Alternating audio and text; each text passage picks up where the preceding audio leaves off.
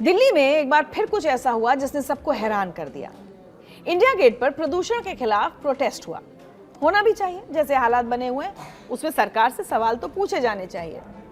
लेकिन इस विरोध प्रदर्शन में कुछ अजीब सा हुआ जिसने सबका ध्यान खींच लिया। वहां जो नारे लगे वो सुनकर सब हैरान रह गए। लोग साफ हवा की मांग करने आए थे, लेकिन बीच में हिडमा अमर रहे और लाल सलाम के नारे लगने लगे, वो भी उस हिडमा के लिए जो एक खतरनाक नक्सली कमांडर था। अब सवाल यह है कि प्रदूषण के खिलाफ प्रदर्शन में नक्सलियों का समर्थन कैसे? 23 नवंबर रविवार की शाम इंडिया गेट के पास काफी भीड़ जमा हुई। युवाओं ने प्रदूषण के खिलाफ नारे लगाए, लेकिन बीच में कुछ लोगों ने हिडमा के पोस्टर भी लहराए। पुलिस जब उन्हें हटाने लगी तो उन लोगों ने पुलिस पर मिर्ची स्प्रे कर दिया, जिसमें 3-4 पुलिसकर्मी घायल हो गए। इसके बाद प्रदर्शनकारियों ने बैरिकेड्स तोड़ी, सड़क पर बैठ गए और ट्रैफिक जैम कर दिया। पुलिस फोर्स ने सभी प्रदर्शनकारियों को काबू किया और मिर्ची स्प्रे करने वाले 15 लोगों को हिरासत में लिया गया। इनमें से कुछ इंडिया गेट से और कुछ पार्लियामेंट स्ट्रीट पुलिस स्टेशन के बाहर से पकड़े गए। सभी के खिलाफ केस दर्ज हुआ। दिल्ली पुलिस ने साफ कहा कि जिन्होंने हिडमा के समर्थन में नारे लगाए उन्हें पहचाना जाएगा और उनके खिलाफ कानूनी कार्रवाई होगी। इसका भी अन्वेषण जारी है और अन्वेषण में इसमें गहनता से जांच की जा रही है और निश्चित ही इसमें कठोर कार्रवाई की जाएगी। और इसमें जो पुलिस के खिलाफ बल प्रयोग करना, रोड जाम करना, स्प्रे का, चिल्ली स्प्रे का यूज करना, इन तमाम धाराओं के अंदर एफआईआर रजिस्टर की गई।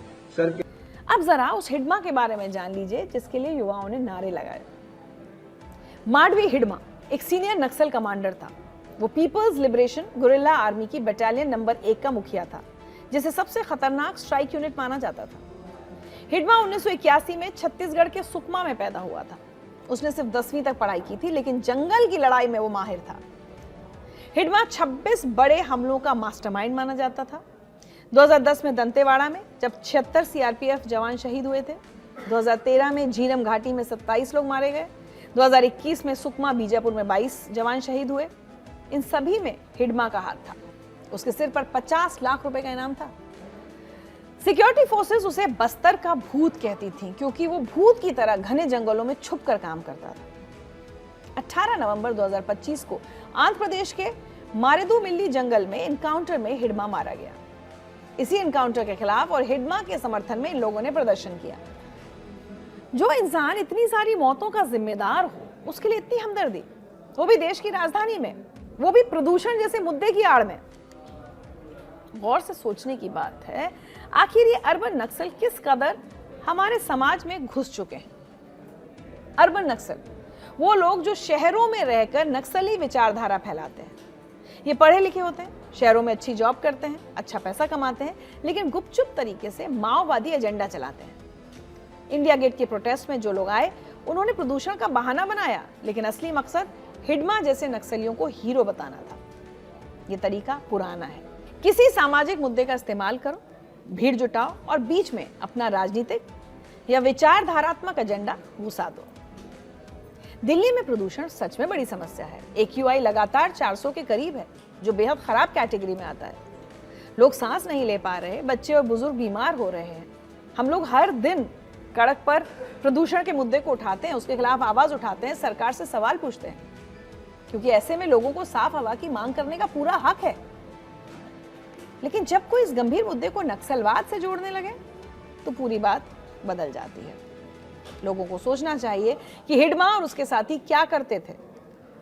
वो स्कूल जलाते थे, आदिवासियों से वसूली करते थे, जवानों को मारते थे, सड़कें और एम्बुलेंस तक नहीं छोड़ते थे। उन्हें हीरो बताना कैसे सही हो सकता है?